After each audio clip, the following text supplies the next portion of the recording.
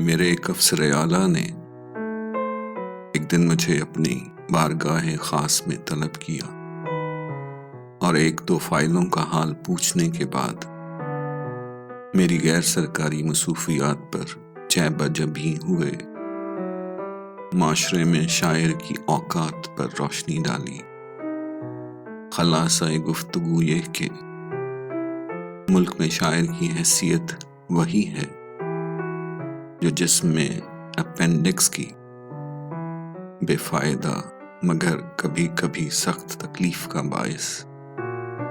سو اس کا ایک ہی حل ہے، سرجری۔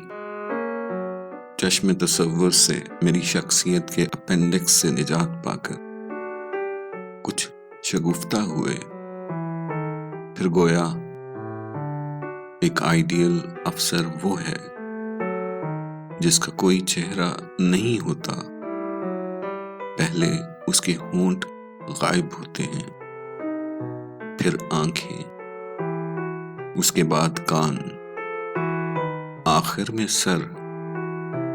ہونٹوں، آنکھوں، کانوں اور سر سے نجات پائے بغیر کوئی افسر فیڈرل سیکرٹری نہیں بن سکتا۔ اپنی بات پر زور دینے کے لیے انہوں نے ایک مشہور سرکٹے افسروں کا حوالہ دیا، لیکن میرے چہرے پر شاید انہوں نے پڑھ لیا تھا کہ یہ بے وقوف لوکل شاعرہ رہنے ہی میں خوش ہے۔ سو بدمزہ ہو کر انہوں نے مجھے واپس جانے کی اجازت مرحمت فرما دی اور میں بے وقوف ایک نئی نظم کو سوچتی ہوئی اپنے دفتر لوٹ آئی، اپنی ACR میں سرخ روشنائی کی ایک ممکنہ اندراج کے باوجود۔